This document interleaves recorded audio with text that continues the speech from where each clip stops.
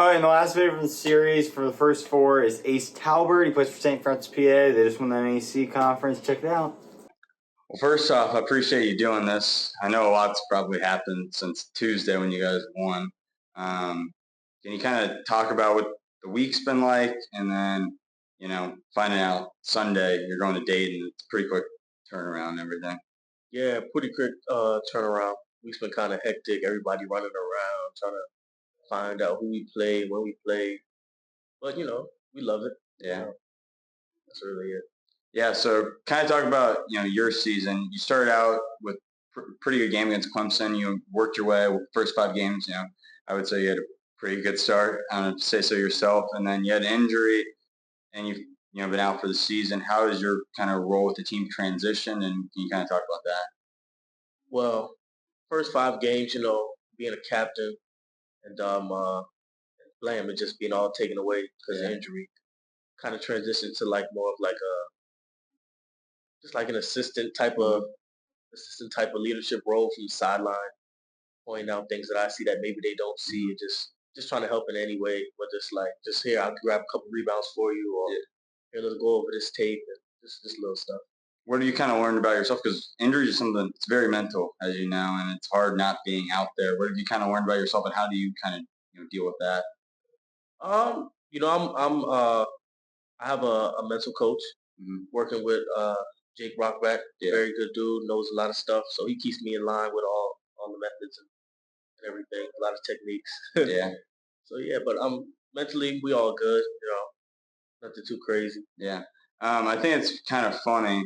You started the season in Dayton, right? Yeah. Now you're back here. So can you kind of talk about what were like the team's goals, and how weird is it to like kind of we started somewhere and you're gonna finish, but hopefully go further. Yeah, it's kind of like a full circle moment. Yeah. It's kind of crazy. We also got some players from Ohio, so Yeah. their family friends get to come out and see them.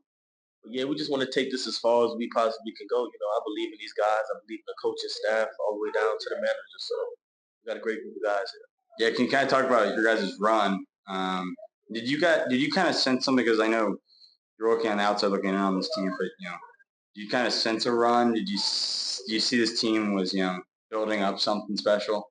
Yeah, coach always talks about we need all 20 guys on shift, so everyone just started to pull to the middle, and things just got rolling. And once we rolling, we can't stop. So yeah, I want to talk about a little bit more about your career. So in high school, your senior year, you transferred to Scotland, which is a very well-known school for high school basketball. Kind of talk about your career there and evolution of your game, and what made you choose St. Francis after high school play?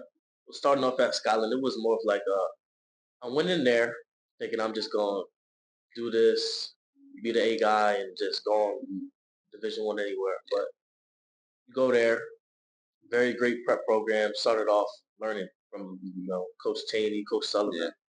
A lot of good-minded dudes over there. So started off learning, stayed in the gym. They kind of took me under their wing, and St. Francis, they reached out to me when I was at Combine. Okay. So yeah, they just Coach Helen was on the coaching staff at the time, and he saw me, reached out, called me. I took a visit out, and I fell in love with Coach Krim's personality. Straight up guy, good family dude. So he brings like those different type of core values and beliefs that you would want to be around. Yeah, and you got to play as a freshman. Can you talk about the value of that experience? So a lot of people, they wait a lot of their years in college and they transfer in their senior year, and it's the first time they really get to play. You got to play young and learn a lot. You kind of talk about that. Yeah, playing as a freshman, we didn't start off too good, but as the year went on, gained a lot of experience. Just being out there, with the physicality, skill gap. It was just fun being out there, because you work for this from you when you're like preschooler. Yeah. And now you're here, so it's just very fun experience, great learning experience. Just took that under my belt and kept going. What were some of the biggest learning moments or adjustments coming over to Division I game plan? Number one, the biggest physicality. Everyone here is like 6'6", 225, and you gotta, as a small guard, you gotta find different ways to impact the game, even if you are like, little. Physicality does matter. Mhm. Another thing was just like the IQ basis of it, Yeah. being able to think the game, being more of a student of the game rather than just going out there and beating teams off of talent. You got to be a real basketball player. Mhm. Can you kind of talk about finding your role within a team? Because I feel like a lot of players, they try to be, as you said, like the star, but like you got to find your role, especially in college.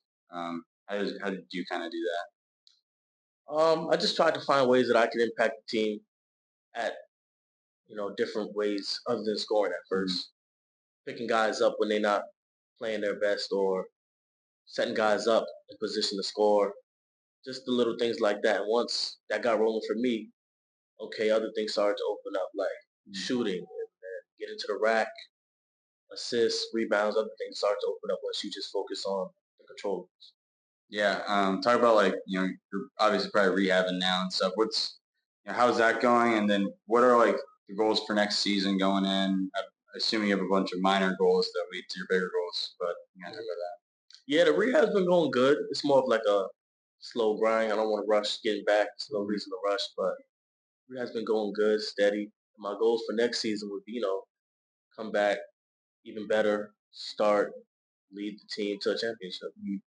What do you what have you learned about the game that's different watching? Because I feel like you're picking up a lot of things when you're actually getting the time to watch versus playing. Is there any little things you've noticed? Um, just different tendencies. I would say like opponent tendencies, or like this certain player likes to do this when dribbling right, and this player likes to do this certain way when he dribbles left, or he has this in his shot on the left hand dribble pull up. Just different tendencies. Also, in my teammates as well. Like they tend to do certain things in certain situations. Which is very valuable, especially in conference play. Yes. You're going to see a lot of those guys, over time.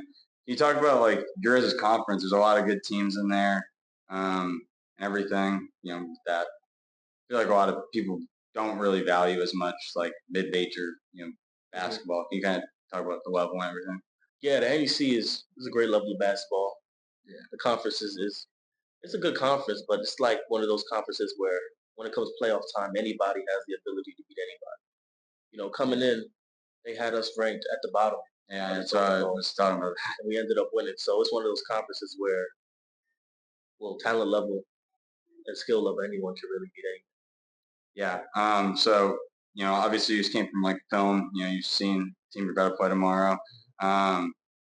You kind of talk about what do you think it takes for this team to win, and then how do you build off that potentially with Auburn? Is that you guys win? Yeah. Yeah. We just gotta stick to what we know, what we do best. Everybody gotta pull to the middle, no selfish plays, and we just play together. I feel like when we play together, we play like all 20 guys on the same page, then we're unbeatable. Yeah. Last few questions. I don't want to take up too much time. I know you probably went to shoot around today. What was it like getting in there and seeing the March Madness? Like, I know you're not going to play, but it's still got to be a pretty surreal experience. Yeah, it's a great experience walking in and seeing March Madness on the wall, on the floor, in the locker room. Like it's the only something you see on TV as a kid.